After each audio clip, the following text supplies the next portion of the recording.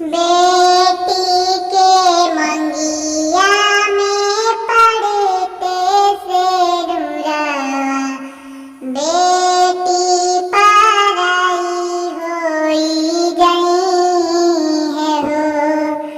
बबूनी के मंगिया में पड़ते सिंदूरवा, बबूनी पराई होई गई है हो।